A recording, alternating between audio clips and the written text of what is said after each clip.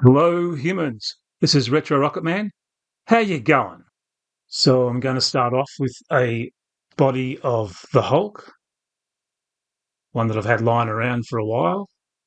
This is a Titan Hero series version of the MCU version of Hulk, minus his head, as you can see there. I don't need that for my purposes. And I've been starting off with some milliput just to patch in the gap in the legs and the crutch area.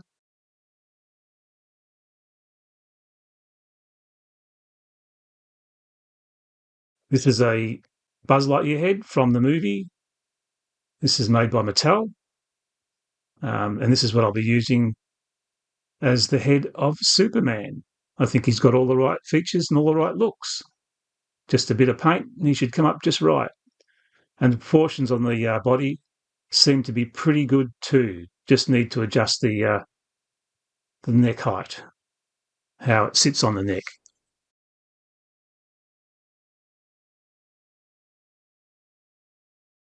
So to begin with, the head of Buzz to sit on the neck of the Hulk figure, I'm going to have to drill out the hole because the ball on the body is far too big, and I don't really want to make the ball any smaller because I'm afraid that the internal workings are going to be, it's pretty much hollow, so I'd rather drill out the hole on the head because it's quite solid. So I'm using my Dremel tool and I'm grinding out the hole to make it bigger. And hopefully it'll sit on there nice and tight and still have some articulation.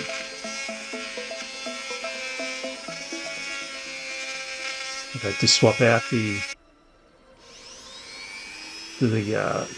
tool, the grinding tool, for a ball-shaped one, just to give me a bit more of a round finish on the inside.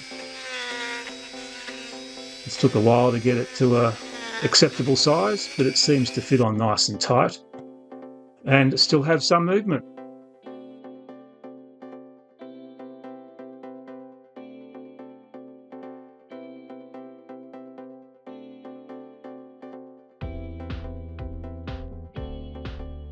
That looks pretty good.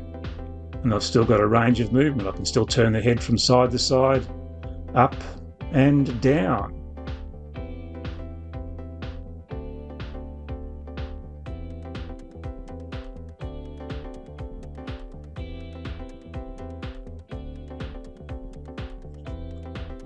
Next up, I'm going to be using a product called Milliput to sculpt some new features and fill in some ugly holes. This stuff is a 50-50 mix of two-part epoxy type finish. After some intense kneading together, you get a uniform clay putty, and you just mould it and use it where you need to get those desirable finishes. And when this stuff dries, it air dries, it is hard as a rock.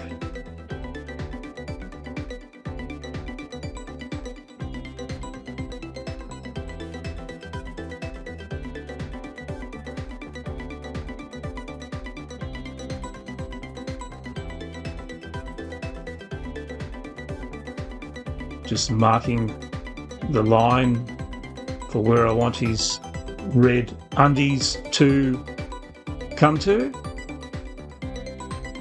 His big red undies, as per the inspiration from the look, the classic look of Superman.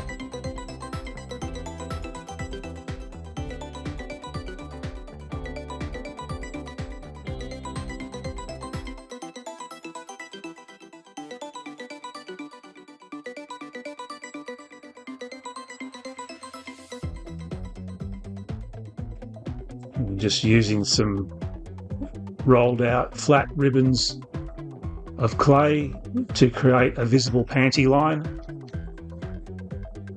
It should give me a nice clean line where the undies begin, where the undies end and the leg begins.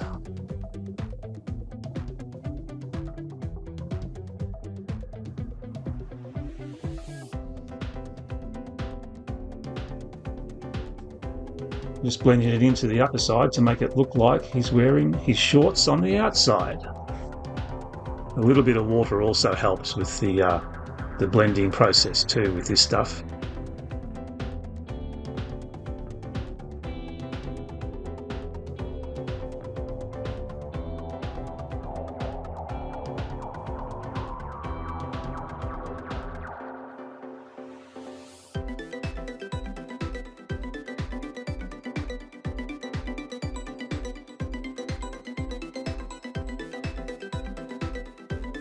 And I've done the belt in the same way, and now I'm putting on the belt loops.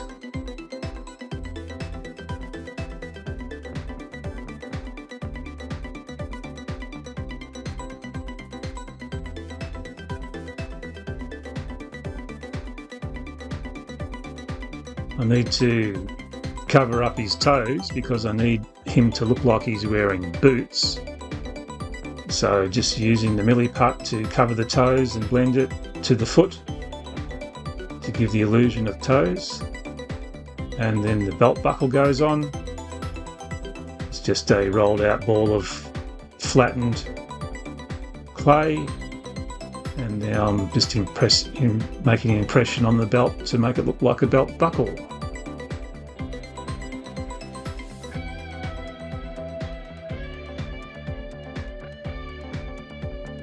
The same method with the boots, creating the boot cuff around the calf and then cutting the little V in the top of the boot as per Superman's look. And then I'll be blending the lower side of the cuff into the leg to make it look like he's wearing boots. You want to do this blending process as seamlessly as you possibly can, because then it reduces the need for the heavy sanding later. But often it's unavoidable. You always have to do some kind of sanding.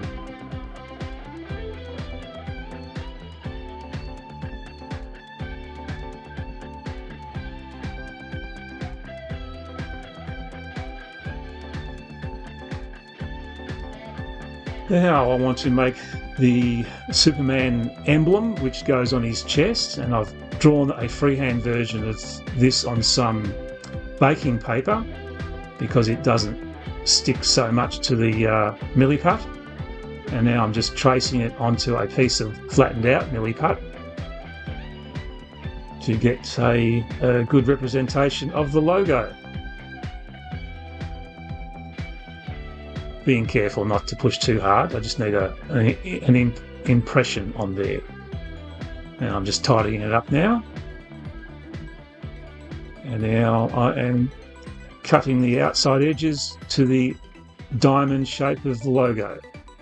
This is all done on baking paper, and it's quite easy to remove from the baking paper, whilst it's still wet, of course, not cured.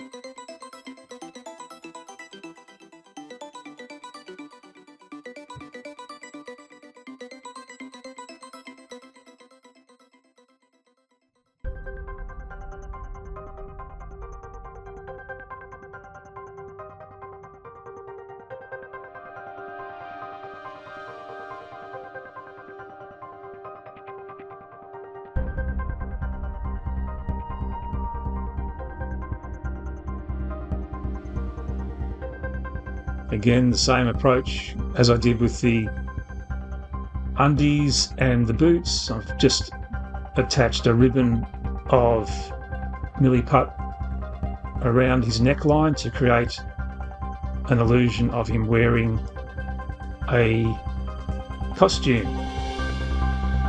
The same for the cuffs. And this will all make sense when it's painted. Just creating a texture of a neckline with a tool.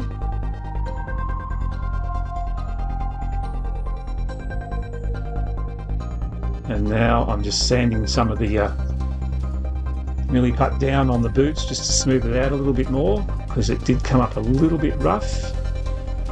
And this stuff, once it's cured, is hard and very sandable.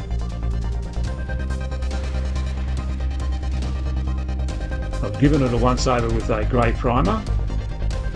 This helps to spot any bits that might need a bit more attention, where you can see it still looks a bit rough and bumpy, and it gives me an idea of what areas I need to tackle with a bit more sandpaper.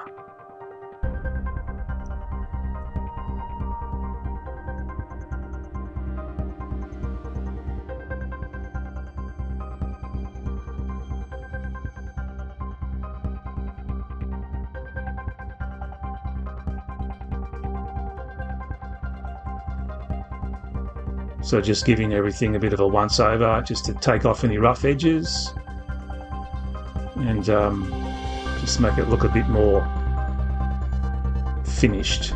Some bumpy areas on his underwear area, just trying to get that to a bit more of a uniform finish.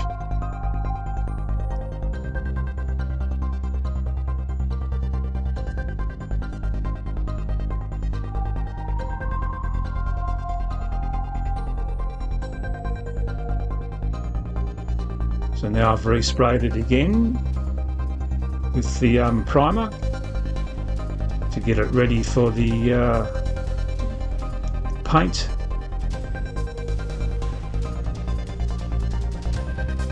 And it gives me a better idea of how everything's going to look in the end.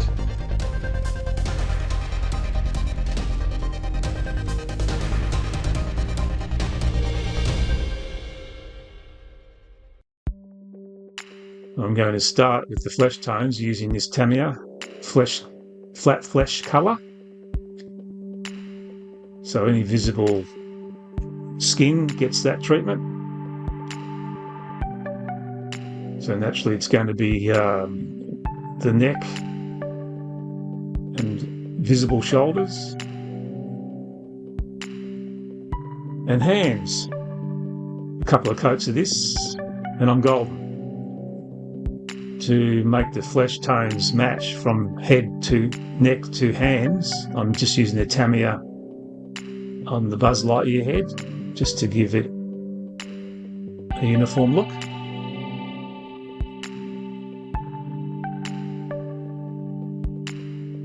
And make it blend properly.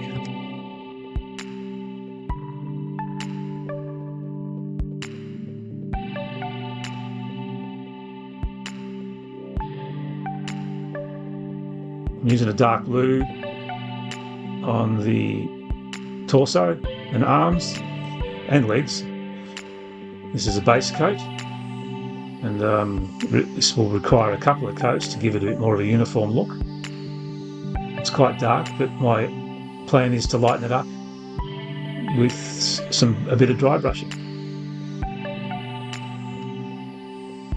The logo was a lot fiddlier. Very difficult to get a clean line, but we're starting with the yellow. Any yellow places that require that colour, I think it's just a warm yellow that I'm using, and that required a couple of coats as well. No need to worry too much about touching areas that don't need the yellow. They can always be retouched later on.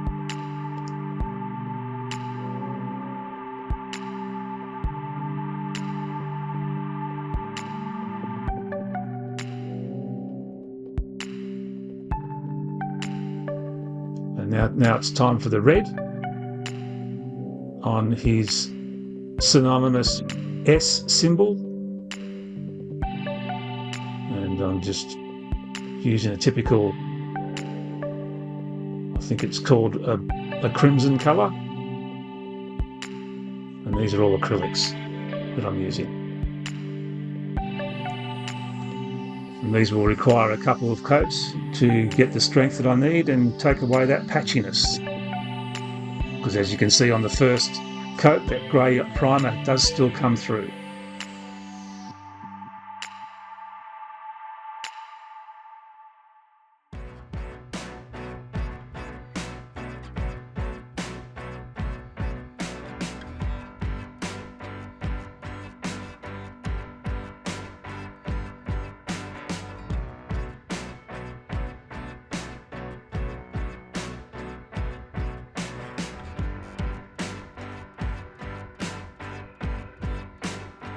I'm using the blue that I used on the body on Buzz Lightyear's hair.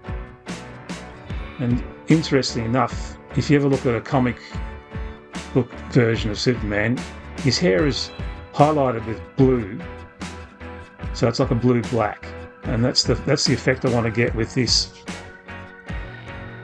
Now I'm just using a cobalt blue to lighten up his body area, and I'm just lightly dry brushing it to highlight the musculature and the sculpt, just to give it a lot of texture and much more impact than just a flat colour.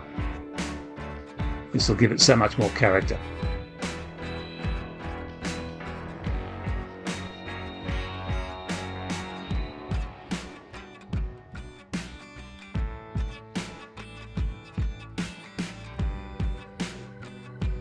You can see here how the blue on his brown hair has turned it quite dark. And then I also gave it a little bit of highlighting with that same cobalt blue, a bit of dry brushing on it, just to highlight some of the hair. And now I'm using that same crimson colour, doing it very sparingly in a dry brush approach almost, just to put a bit of depth and colour to the face and head area, so it doesn't look quite so flat. So I just stipple this on sparingly, and then I'll go in over the top with some flesh colour again, and with the same stippling motion it'll calm down that red and blend it to get me that look that I'm after. You can see how that blending with the flesh colour works, and it works a treat.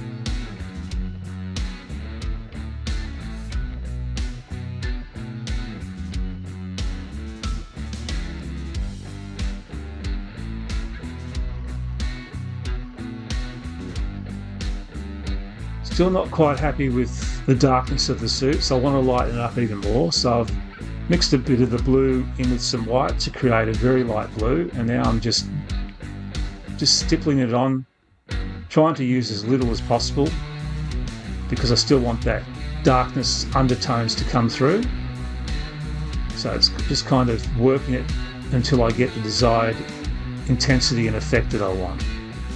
And I've just done this all over. This is creating a very strong texture, and it shows out a lot of that sculpture and musculature in the body and legs.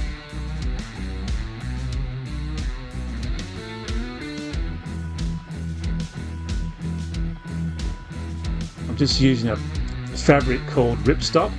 It's a nylon, and I'm just creating this neck hole and shoulders for the cape, and it should work a treat. And I'm just using glue because I can't sew for the life of me to pleat the cape together to stick to his shoulders.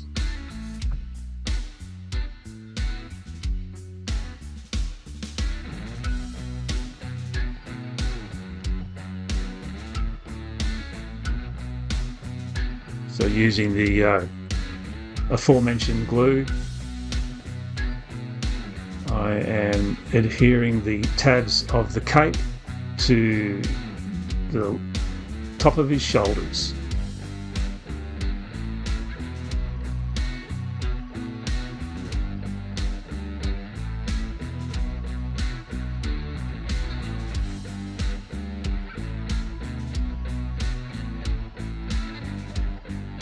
Just to neaten up the logo, I decided to go in with a brush pen and just do a black outline, just to neaten up the areas where the yellow meets the red, and it also gives it a bit more of a comic book look as well.